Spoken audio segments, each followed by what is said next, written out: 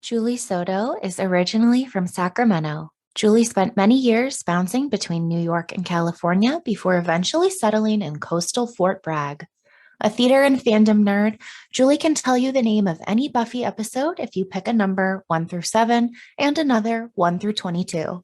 With her Bichon poodle brother Charlie, she spends her days writing contemporary romance, rom-coms, and contemporary young adult, often with a Jane Austen movie adaptation on in the background. As a playwright, Julie's musical Generation Me won the 2017 New York Musical Festival's Best Musical Award, as well as Best Book for Julie's work on the script. Forget Me Not is Julie's debut novel, and that comes out July 11th. I hope you enjoy this conversation I had with Julie. Happy listening.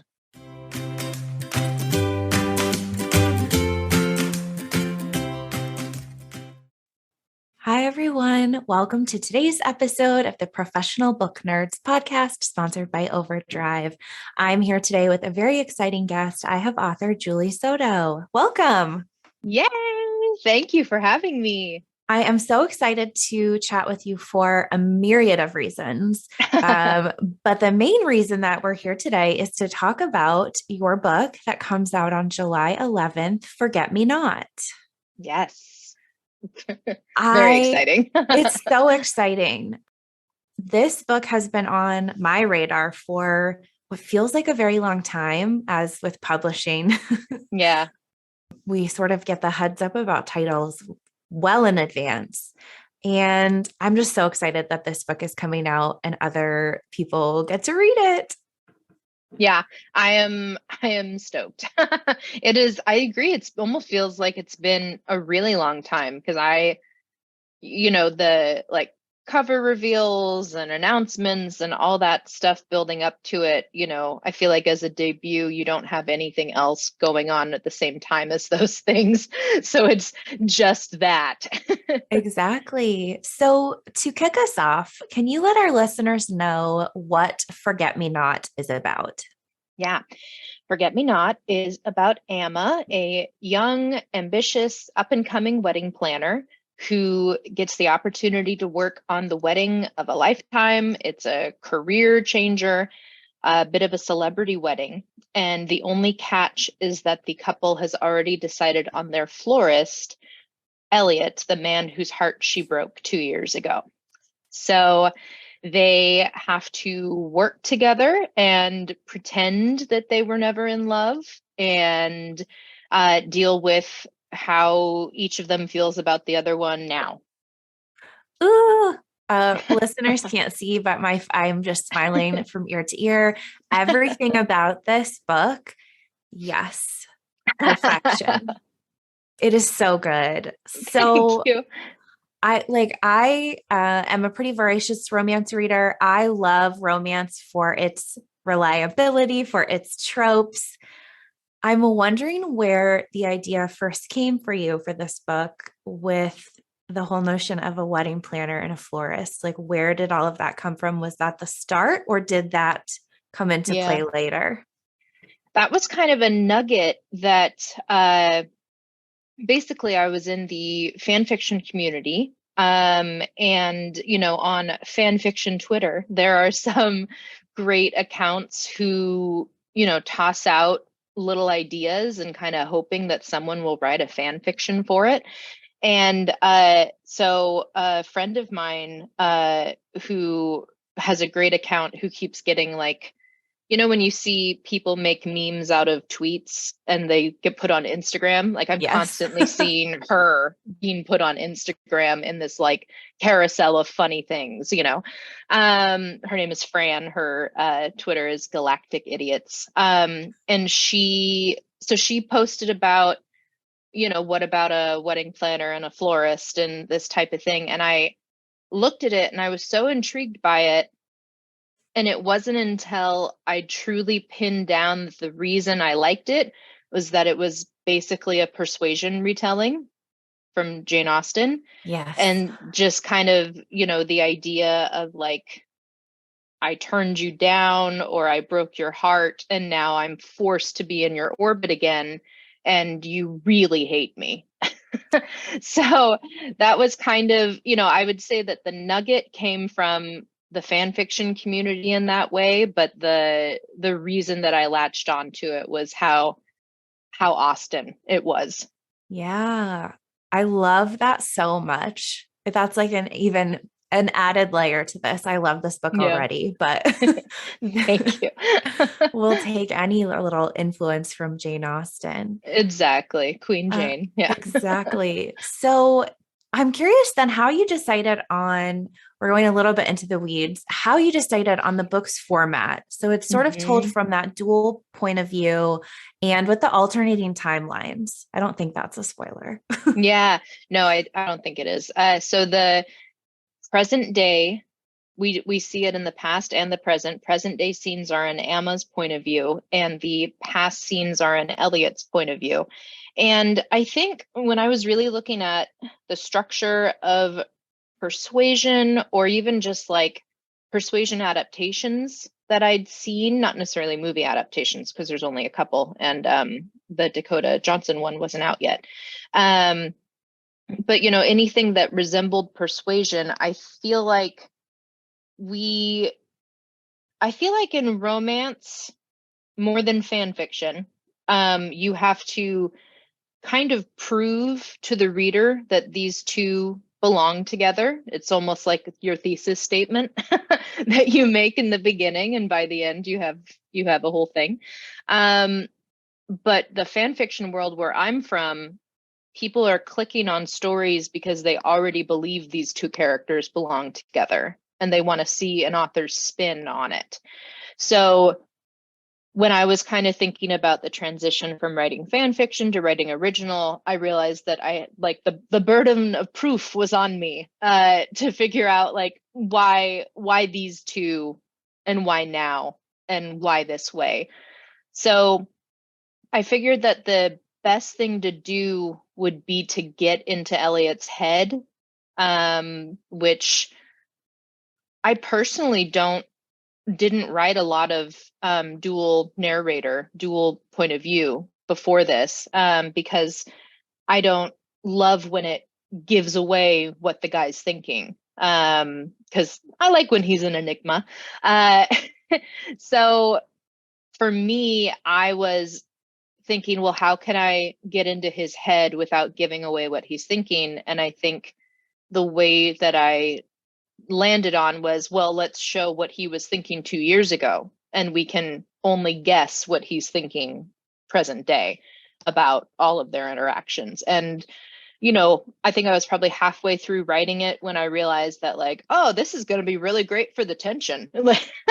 Like the narrative tension, like we don't know why they broke up and we don't actually know what he is thinking today, until we get to the end of his point of view. So it was like it was almost like an experiment that worked right, which was very lucky for me. Yes, I loved this. I agree. I where you don't want to give things away necessarily that would sort of reduce the tension that we all love in these sort of stories. But I thought this was so good because you could really get inside his head, see what his feelings were, but right, that it was from the few years ago perspective, and that you could sort of guess what he was thinking in the present day storyline. But there were some scenes where it was a little bit of a toss up where you're like, Yeah. is he over it? I don't know. I don't Yeah. think so. I can't tell. He's being so aloof. Yeah. But this is so fantastic. I wish I had better words for you than to say this book was so fantastic. I'll It, take it. it just, I didn't want to put it down. I read it in about 2 days and it made me swoon. It made me swoon. So Thank you. that like what an indictment. But but so pivoting a little bit because the setting of the book plays a Mhm. pretty integral part in the story. and everything that we come to know and love about these two characters. This book really does feel like a love letter to Sacramento. Mm-hmm. I will say I'm very excited that you wrote it there and that you have history from Sacramento.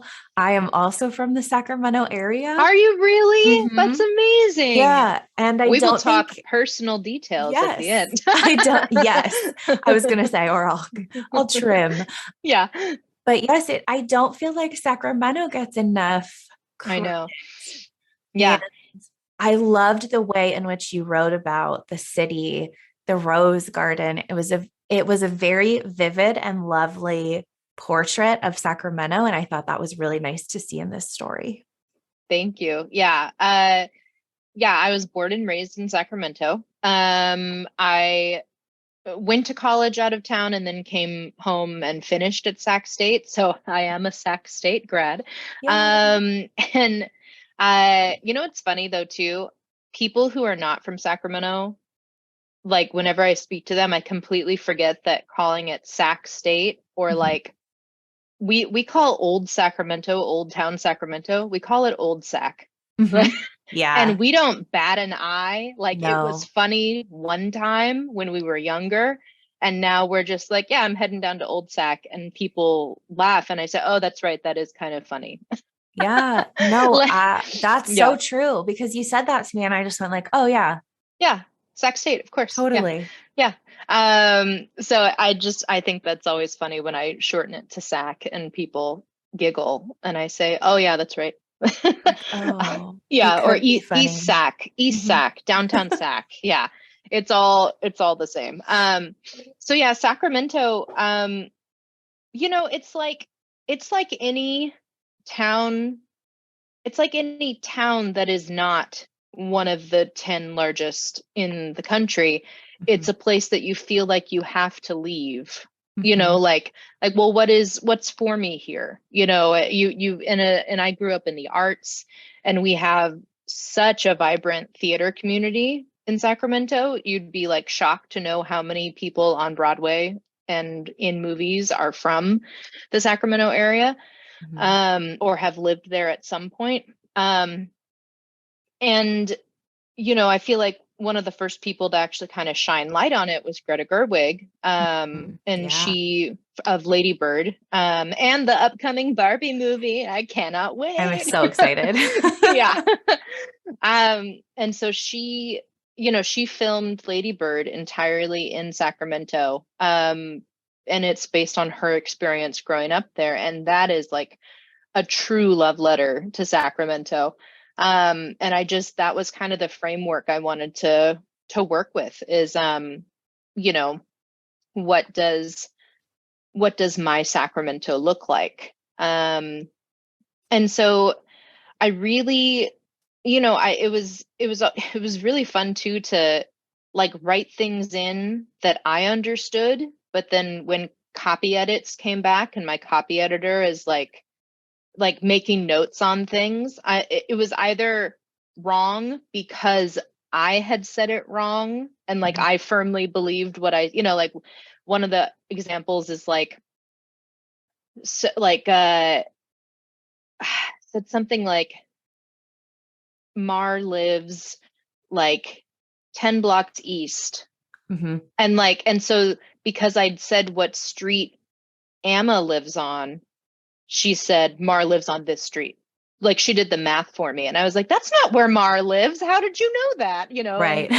And I was like, oh gosh, that's not 10 blocks, but that's what it feels like when you're driving. Mhm. So like I had like it was just such an interesting trying to like nail down little specifics or if there's shorthand that I was using that my editors were like, is this a real place? Right. So yeah, it was just it was a really interesting thing to kind of share Sacramento in that way with the larger audience. Yeah, and I love that in the context of the story, there's never that, at least for the main character, for it's Alma. Is that now I'm I s- no, it's okay. completely second guessing. I say Amma, but that's just Amma. like a California inflection, and also with her full name, it's Yes. just like That's what maybe that's a spoiler, who knows? But Uh, I don't know. nah. Anyways, her full name would not be Wouldn't, right. pronouncing Amma necessarily. So I don't have a preference, but Okay. that's at least what I say for myself. Yes. So for now, I'm gonna feel like I'm saying it wrong. When you get to in your head and you're like, wait a minute, what have I Yeah. done? Yeah. Am Emma. I'll call her Emma, like Elliot does. Exactly. Yeah.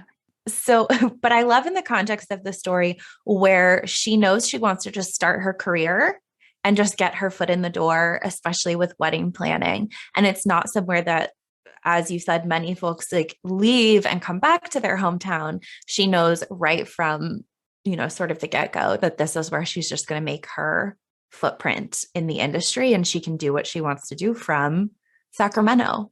Yeah. That was and that was a journey I had to go on in my 20s, is the idea of like it's not failure to move home, and like so many people see it as failure if you have to move back in with mom and dad or if you have to get back on your feet. But even for Emma, she never left, and that's not failure to her. There are people who see their entire lives ahead of them in the place where they grew up. And I think there's nothing wrong with that either. It was just kind of such the opposite experience I had in my late teens and 20s of, well, if I want to do theater, I have to be in New York and, I have to train in LA and Yeah. all of this. So, but I think, because I grew up in Sacramento, I know that there are so many wedding venues in Sacramento. And Mm-hmm. so there's no problem, like it's a vibrant scene to Yes. be a wedding planner in Sacramento. So I think that was also helpful that she could get to, the a pinnacle of her career one day, Mm-hmm. by being in Sacramento, the place where she has all this experience planning weddings. Right. I can relate to that on so many fronts. I'm in Yeah. Cleveland now, which is Oh yeah. hilarious because if you had said like, Emma, where do you want to be for like book industry, publishing, editing, I would not have told you Cleveland, Ohio, Right. but that's where I am. And I actually Yeah. work obviously very much with books and publishing and libraries and all those things. So it is funny how things work out. Yeah. Um, Not necessarily in the way in which we are told or that we think. Yeah. Like I'm not in New York, but I am very much in the book world. And it's funny to me that, I'm able to do that from here. Yeah. It's it's always the like, you know, don't make plans or Right. it's like, if you're religious, the God laughs when you make plans type of thing, Right. that type of anecdote. So it's, yeah, and I never would have assumed that I'd be still in Northern California. I'm out in Mendocino County now, Mhm. which is beautiful and it's perfect for writing, but I never thought I'd be writing books. I thought I'd be in theater. Right. So and that, really does involve being in New York or LA, Mhm. in the States at least. Yeah. Right. Well, after this book comes out, I think we'll want to see many, many more books from you. Yeah. I'm hopeful already. I'm like, what Yeah. else are you working on? This book hasn't even come out yet. We're going Yeah. to relax a little. So, we've talked about what the book is about, the wedding industry, and a couple of other things. I want to talk about Elliot Bloom. Yes. He is so dreamy. I know some people may disagree. He definitely has that whole grumpy sunshine vibe that we see a lot in romance books. But I hope this isn't a spoiler. If it is, I will trim it. Okay. But I find that there's something so, romantic and dreamy when you know that he falls in love first. Yeah. Like I don't think it's a spoiler. Yeah. you can very obviously see, Yeah. that he was enamored quite early on. Yeah.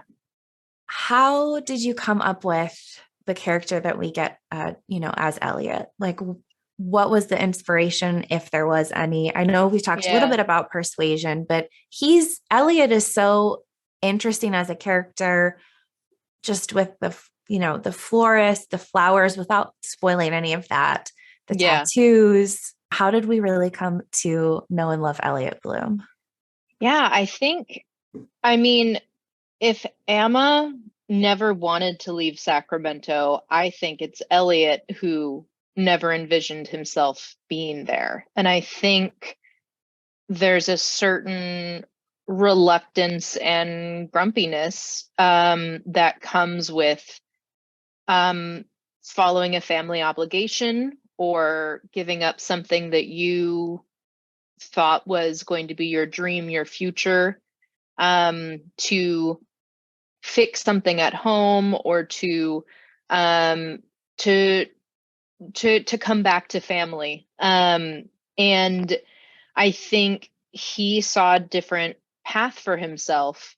And I think what I liked about, especially because I think his first flashback is like 5 years before present, and then we see him 3 years before present, and then so it's like we get to see kind of how his attitude shifts from 5 years ago to 3 years ago. And just kind of knowing that flowers were not his life plan in the same way that wedding planning was Emma's life plan.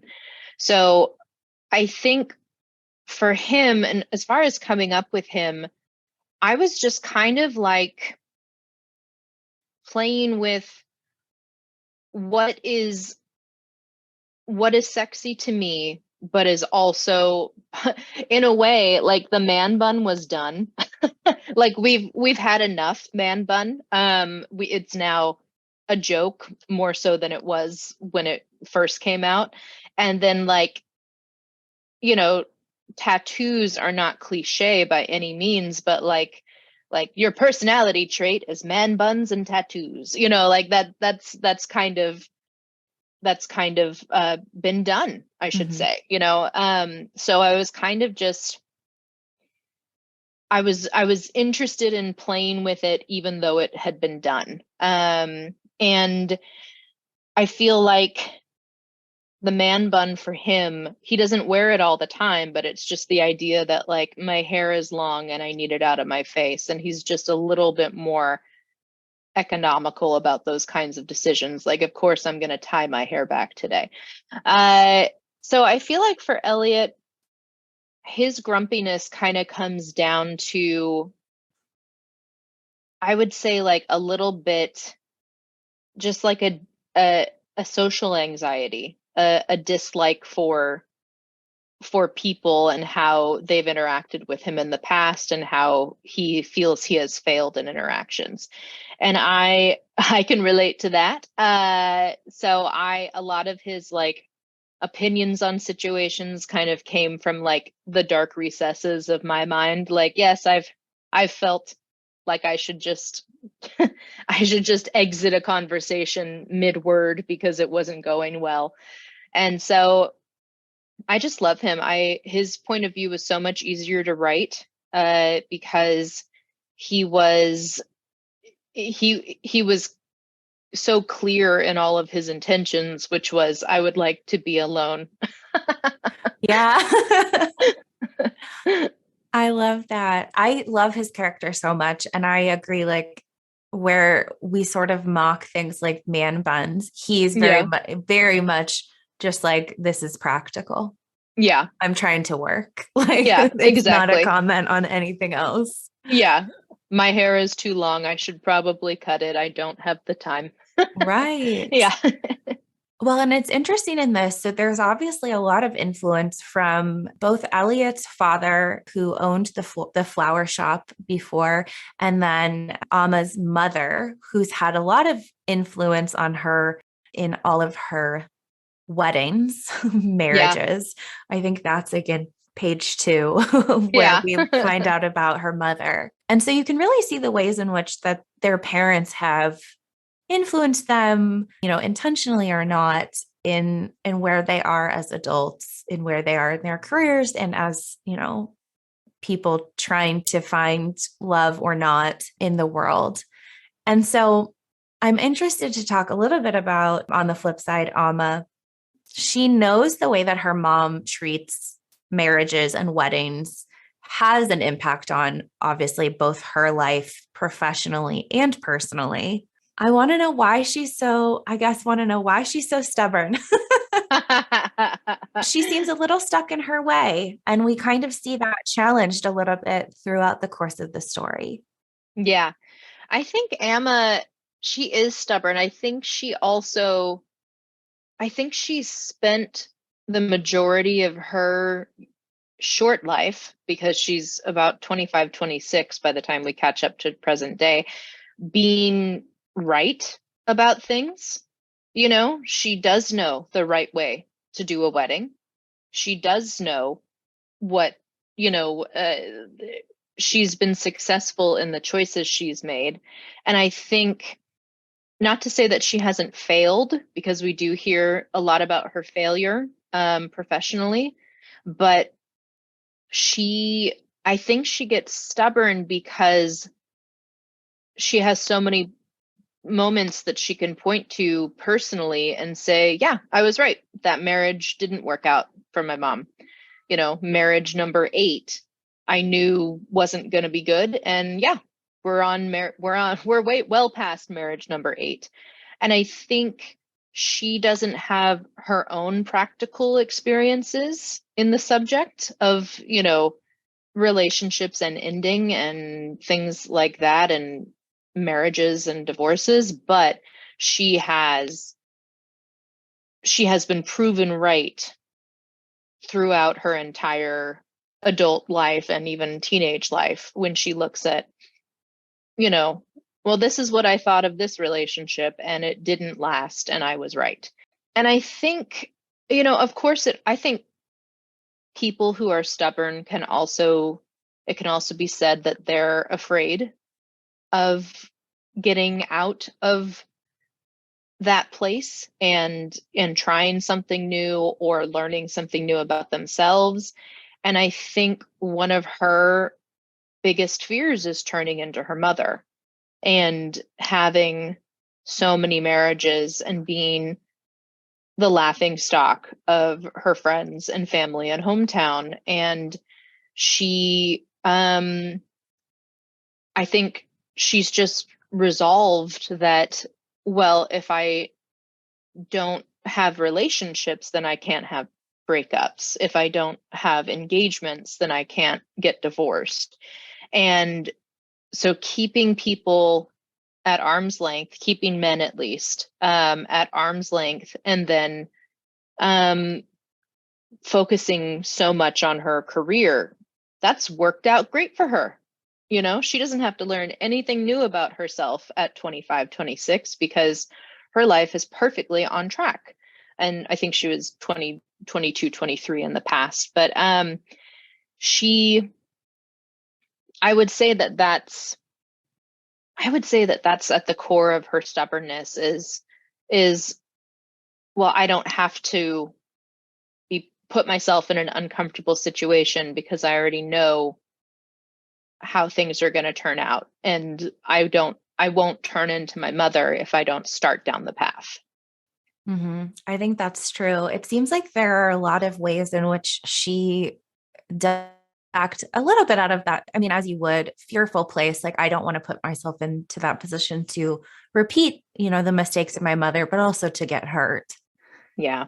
And what I find interesting with her as well is, and I'm trying not to spoil anything. So again, but there is a little bit of that where it's mentioned from her old boss, Whitney, about maintaining, professional boundaries with the Yeah. clients and things like that, where it seems like the way that she puts her whole heart and whole self into the weddings is what her clients resonate with.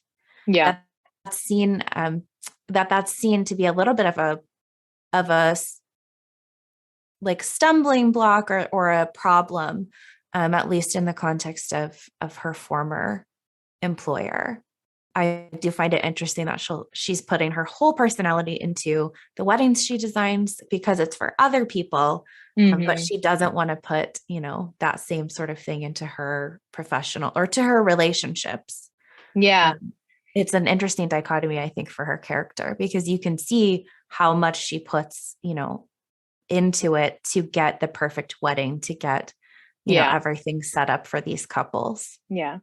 Well, and I would say too that she does have the most success when she puts her entire self into the wedding that Mhm. she plans, but she also has in the past has had problems when there's almost like an invisible line in the sand that she will never know when she crosses, and that's when she messes up and gets hurt, and professionally, and of course people take that personally too. So I think she does put so much of herself in, but she, especially when we meet her in the book, she's still trying to hold something back.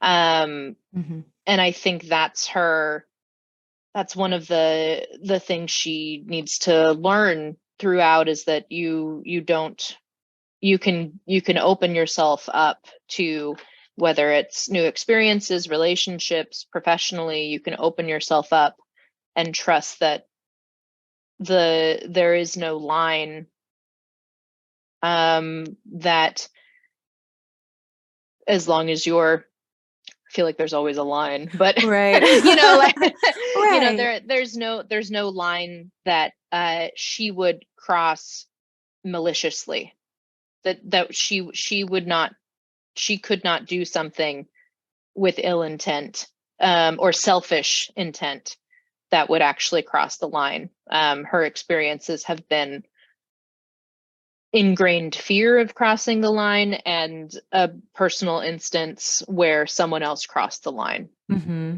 Yeah.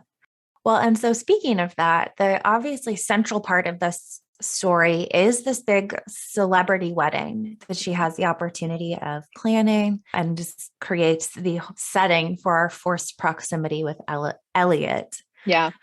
I wanted to know how it was writing all of these wonderful like wedding planning details, the Hazel Renee wedding without spoiling anything, even just the plan. Everything is so vivid and detailed. How was that writing all of those things? Did you have these particular places in Sacramento like in mind to craft this whole thing? And how did that sort of come about in the writing process? I I have absolutely no experience in wedding planning. I wouldn't know that from the book.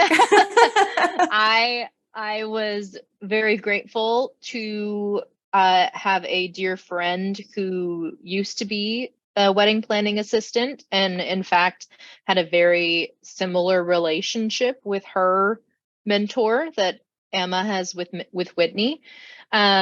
So she, but it's been over 5 years for her. Like she at least could tell me what it was like 10 years ago, and give me I had a call with her and I was like, okay, what are all the, so like we consult on flowers together. And then what are all the possible situations where crap, we have to see you again, like what, and so it was really great to hear her direct experiences with like, well, there's always this problem that could come up, or I had a problem with this during one wedding. And so it's like, the problems that she had over multiple weddings, I put all into one wedding. um, and so I feel like for for me planning the Hazel Renee wedding, it was very helpful that it was in Sacramento, so that I could either easily create these vendors that were fake, or true, or actually follow like real locations, real things that I've been to.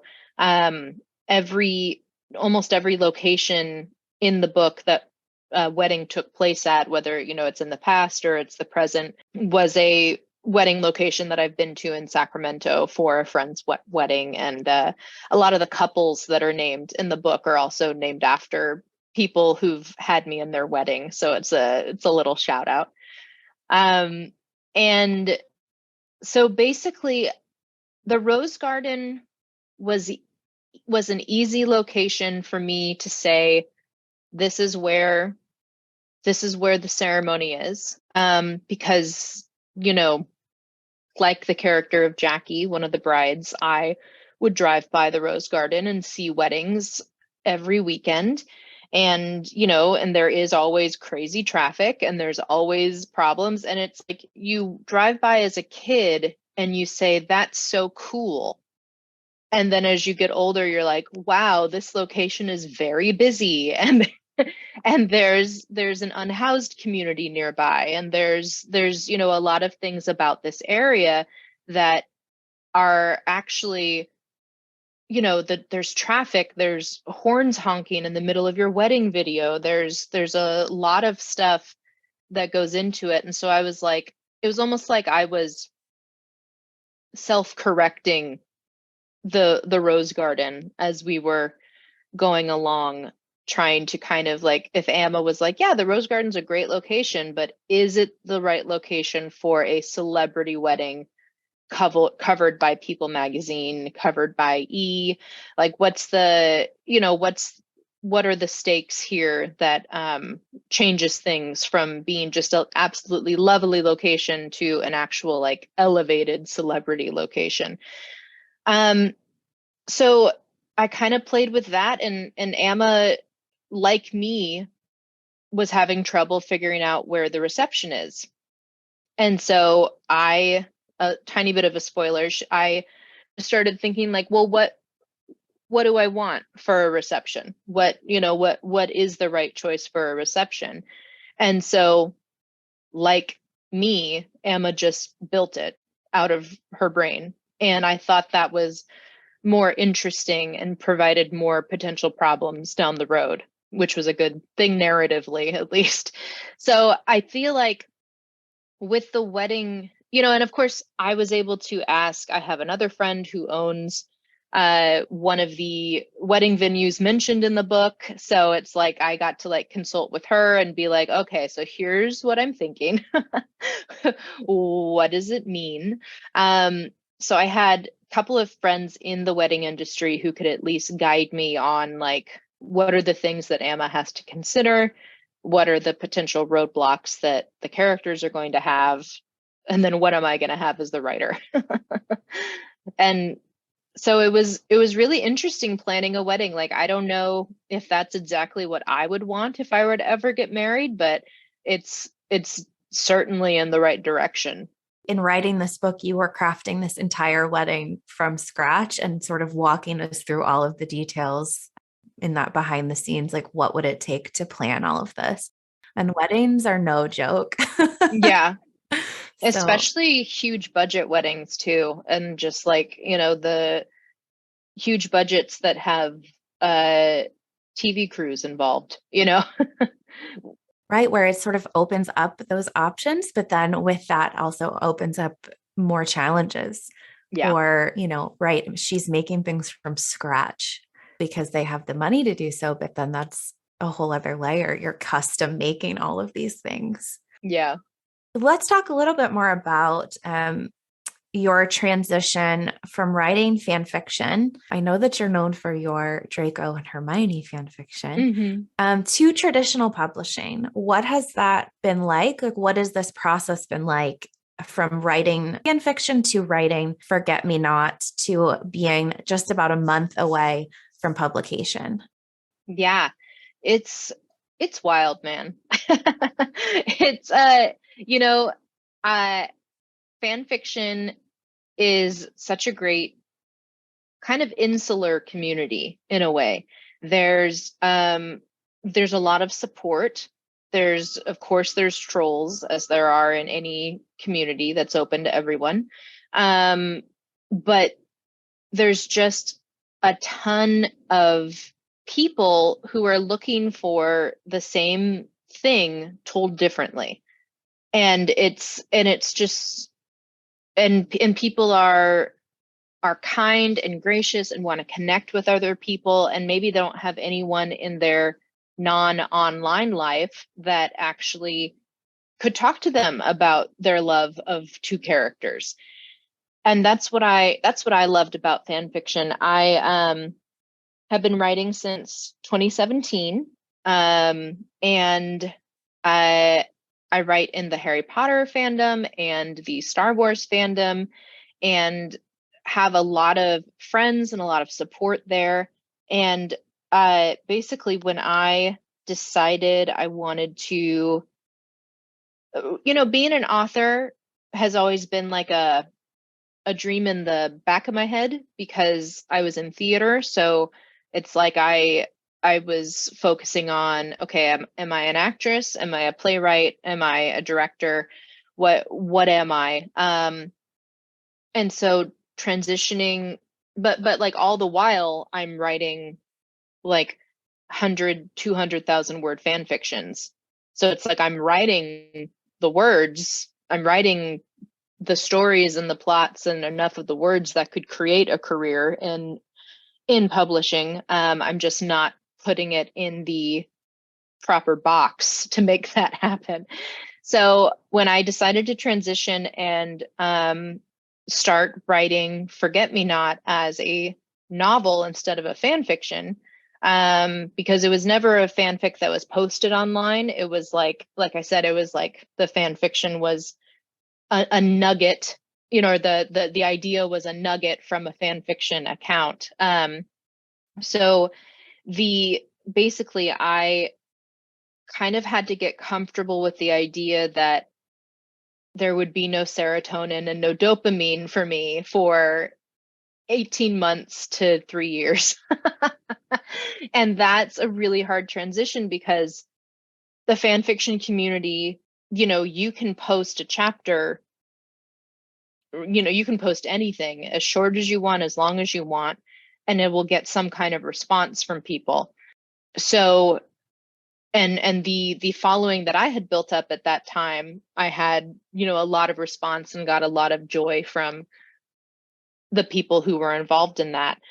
So knowing that it wasn't like I write a chapter and I post it, that was a hard transition a little bit. But, I had good friends who like, I was like, hey, I've written like 50 pages, like 3 chapters, like can I send it to you just to tell me if you like it? And that's kind of gone away over time, the need for that. It's kind of like a morphine drip. Right. Where it just slowly you need it less and less.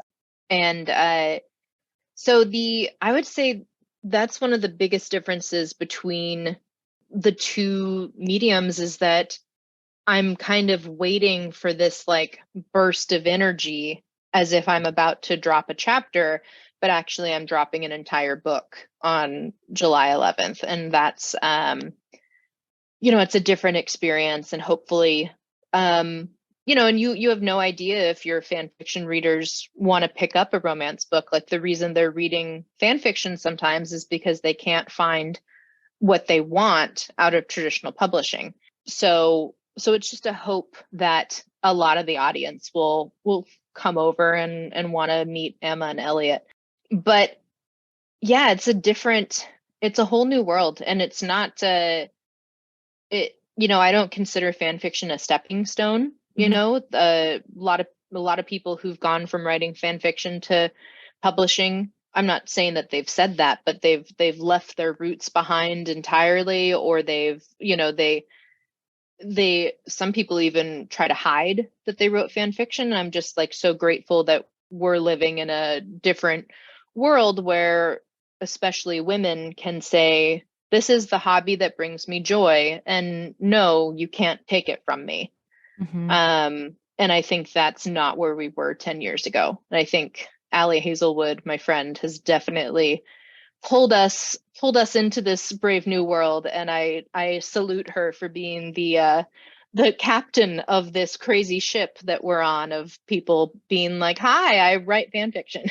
Yeah, I think that's so true. I think the way that people maybe looked at fan fiction 10 years ago is a lot different than I hope people look at it now. Yeah. They're totally different things. And I think that sort of notion that like one isn't as good as the other, anything is just silly. Yeah. There's less gatekeeping in fan fiction, so there will be things that are of a completely different quality, two completely different sides of the spectrum, but there are also published books that are of a completely different quality of each other, and that Yep. went through editors and Yep. marketing teams and Right. things. So it's there's always a spectrum. Right. We just want people to read whatever brings them joy. So just let them have that. Yeah. Yeah. But I think it's going to be a forget me not summer. I think people are going to, and I think and hope you'll meet some of your readers on your book tour coming up, that you'll start to hear all of the wonderful feedback on this book. It's so good. Thank you. Yeah, I'm really excited to just US book tour has been solidified. I don't know if I'll ever get to the UK, but definitely excited to try to see if people turn up in the cities. Yeah. So you're going to a couple of stops in the US on your book tour. Hmm. Are you most excited for any particular stop or just looking forward to the whole experience? You know, the Sacramento stop, it is the first stop, and it is actually an early release party. So it is July 9th, 2 days before the book comes out. We've gotten the okay to sell the books 2 days early from this one, particular bookstore. So that is going to be it, it's like it's going to be so nice to see people who have only been online, in my life. But it's going to be especially nice to have aunts and uncles and people from my theater career and friends from high school and, a ton of different people in my life who are able to share this with me. And Allie Hazelwood's flying in to be my conversation partner, and that's going to be wild. It's just going to be ridiculous. That's going to be so good. So, Sacramento area listeners, get I yourself to know. there. Yeah.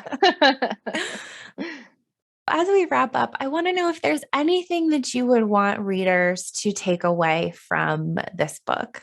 I guess, we've talked a lot about Sacramento. So I always love when people see it in a new light, or, can, even if they just call it the Ladybird Town, that's fine. Hopefully it'll keep, hey, there's also a movie coming out with Michael Cera and Kristen Stewart and one other famous person. I think there's four of them total, but there's the third one I recognize the name. I don't remember. And it's called Sacramento, and it's being filmed there. And like people are just like, my friends are just like standing like on their street filming like Michael Cera like at the gas station because they're filming at the gas station. I'm like, what is happening? What's this show? What's this movie about? So anyways, back to your question. I'd love for people to take away some more information and love for Sacramento and want to visit there someday. But I guess also in terms of the characters, I feel like what I'd love for them to take away is kind of what Amma has to learn, which is, opening yourself up to other people and to opening yourself up to failure is a big, very difficult thing that I think I'm still working on. Everyone's still working on in their own way. And I think Amma has to learn that in terms of her relationships. Now, I already sort of asked you this a little bit, and I know authors love this, where we're talking about your book that's coming out in a month, and I'm going to ask if there's anything else that you're working on right now. Yeah, I have a second book coming out from Forever next summer, Forever and HarperCollins in the UK. And We are not solid on a title, so I can't Okay. I can't even say that. Mhm. But one of the main characters appears in Forget Me Not, and I bet it's not who you think it is. Okay. I'm like, ooh, who I'll is it? I'll We tell can you talk afterwards. off Yeah. record. Amazing. Yeah. And for any of our listeners that want to keep up with your updates, where can they find you on social media? I am at Julie Soto Writes on every platform, thankfully. That makes it very easy. Yeah, so I'm on Instagram, TikTok. My Facebook author page is findable under Julie Soto Writes. And what else? I have a Twitter, but I am not on it. And yeah, what else? I don't know. But that's those are the main platforms. I'm primarily on Instagram. And then my website is Julie Soto Writes. Perfect. Thank you so much, Julie, for taking the time Thank to you. chat with me. I cannot wait for people to read Forget Me Not. And for our listeners, this comes out on July 11th. Thank you so much, Emma. Readers can sample and borrow the titles mentioned in today's episode on overdrive.com or in Libby. Our library friends can purchase these titles in Marketplace. Professional Book Nerds is proud to be an Evergreen Podcast signature program. To learn about other Evergreen podcasts, visit evergreenpodcasts.com. Our podcast is produced, recorded, and edited by Emma Dwyer and Joe Skelly and presented by OverDrive. To learn more, visit professionalbooknerds.com.